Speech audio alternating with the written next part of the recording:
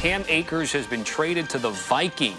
I don't expect that when we see the final compensation, it's going to be significant, and is that they see Cam Akers getting a shot to be the lead back in this offense. Ladies and gentlemen, we officially have breaking news on a trade. This is our second video of the day, so before we get to the content, make sure you drop a like, subscribe, and turn on our notifications to help the channel grow. Now that we get all that out of the way, work!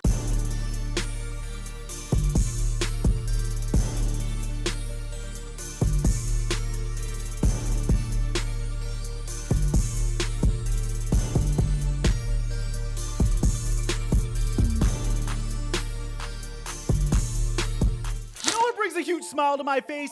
Bam, bam, bam, bam. You guys are making bank on PrizePicks. I absolutely love it. Week 1 was a huge success for a lot of you guys. And we're gonna keep it going, man. Each and every day, I post my picks for free on my Instagram story at The Flight Mike. And we're gonna feature the best slips on this channel each and every week. So submit them to me via Instagram DMs if you want to be featured. And if you haven't started playing PrizePicks, you use my promo code Mikerophone and they'll match your initial deposit when you sign up on PrizePicks. And thank you, PrizePicks, for the sponsor. Mike check 1 2 1 2. What's going on, everybody? The Minnesota Vikings completely overhauled their team this past offseason. For example, you would see longtime staples of the Minnesota Vikings offense like Adam Thielen and Dalvin Cook depart. And in exchange, the Minnesota Vikings would draft Jordan Addison and hand off the running back keys to Alexander Mattison.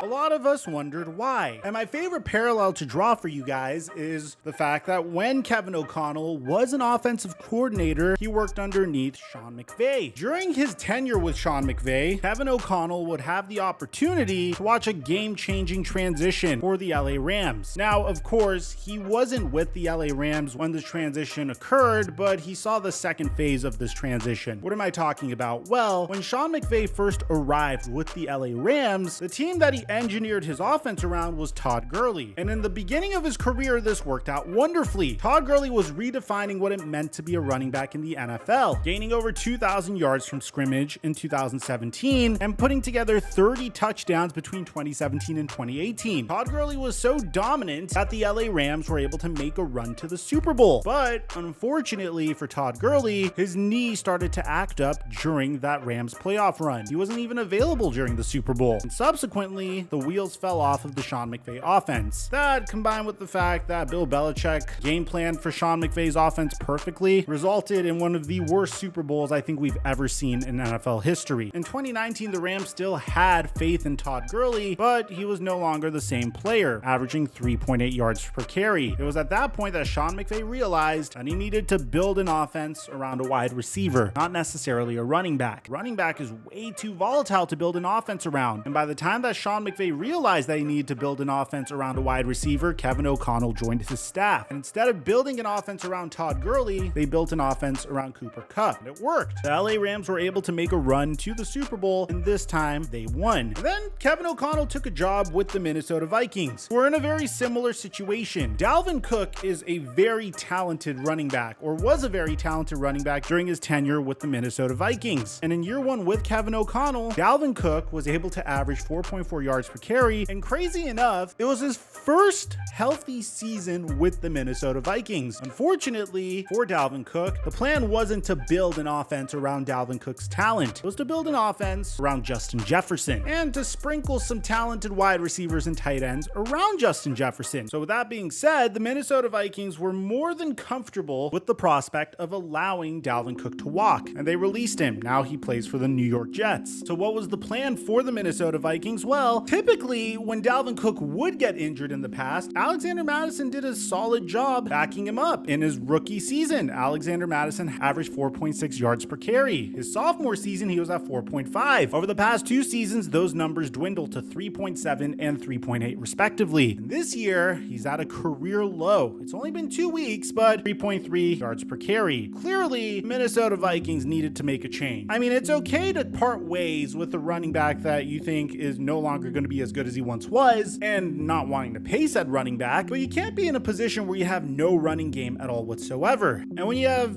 yet to win a single game in the NFL this season, despite being one of the most exciting teams in the NFL in a very winnable division, by the way, then clearly something must change. So a person that you guys might be familiar with is Cam Akers. We've discussed him on the channel a lot recently because he famously came back from a torn Achilles tendon 2 years ago within 6 months. He tore his Achilles in July and was able to make it back in time to play in the Super Bowl for the LA Rams. We talked about him at length because, well, Aaron Rodgers reached out to his same surgeon to repair his Achilles. But recently, he's been in a very strange situation. About a year ago, the LA Rams decided to bench Cam Akers as they tried their best to look for a trade for him. And eventually, Cam Akers would come back and would put together a very respectable season for the amount of times that he would play. In 188 attempts, he gained 786 yards on the ground, which was a 4.2 yards per carry average. Bear in mind, this was behind a very suspect offensive line, so there's definitely something here in terms of Cam Akers' ability as a running back. And bear in mind, he's doing this off of a repaired Achilles tendon at the age of 24. But once again, Cam Akers found himself in another situation that was very similar to last year. This past Sunday, Cam Akers was made inactive, and according to Sean McVay, this was the best for their football team. He was inactive, and a report from Jay Glazer of Fox Sports indicated that the Rams were trying to trade him. If that sounds familiar, it is because Akers asked to be traded last season, and the Rams tried to make it happen, but Akers remained with the team. McVay said that this is different than last year's situation and said that the decision to sit Akers was in the best interest of our football team. Kyren Williams, Ronnie Rivers, and Royce Freeman handled the running back duties, and McVay said that will remain the case as we move forward. He was asked if that means Akers has played his final snap with the team, and it doesn't really matter what Sean McVay would say from here on out because it was Cam Akers' final snap with the team. According to Ian Rappaport and Adam Schefter, it's official, Cam Akers has been traded. The LA Rams are sending running back Cam Akers to the Minnesota Vikings for a swap of 2026 draft picks. So pretty much this means that the Vikings had no faith at all whatsoever in Alexander Mattison, and the compensation to get Cam Akers is nuts. It was just a swap of draft picks. Vikings head coach Kevin O'Connell has worked with Cam Akers before in LA, and given the fact that the Minnesota Vikings currently have an issue in the running back room, this was a great move for them. I actually think this is a remarkable opportunity for Cam Akers. The offensive line in Minnesota is significantly better than the offensive line that the Rams have. If you just look at the Minnesota Vikings offense in general, there should be a lot of opportunities for Cam Akers to succeed there. So I would say Cam Akers was a huge winner as a result of this trade. It was a great move by the Minnesota Vikings. I don't think the LA Rams are really going to lose out that much from trading Cam Akers, considering the fact that Kyren Williams did fantastic replacing Cam Akers. It's still a little bit of a mystery as to why Cam Akers demanded a trade. I feel like he saw his usage going down and he really just wanted to make sure he was on a team that was using him, primarily because this is the final year he is under contract. So I think for Cam, my personal prediction is that this was a business decision. And to be honest, if it was, it's a very intelligent business decision. For the Minnesota Vikings, you have nothing to lose. This is a huge demotion for Alexander Mattison. I think the Vikings might give Ty Chandler an opportunity over Alexander Mattison at this point. I don't necessarily know who's going to be dominating the Vikings running back room, but I do think that Alexander Mattison may have fumbled his opportunity here. So let me know in the comment section down below what you guys think about this trade. It's really hard to grade a trade like this because it's not like Cam Akers had tremendous value. It's not like multiple first-round picks was given up for him. It's just a trade that makes sense for both sides, and Cam Akers is probably going to be in an offense that he's very familiar with. Let me know what you guys think in the comment section down below. Aside from that, I highly recommend you check out our last video on Justin Fields. He practically called out his coaches, but there's some film study that may make it seem like things were his fault. I'll see you guys over there.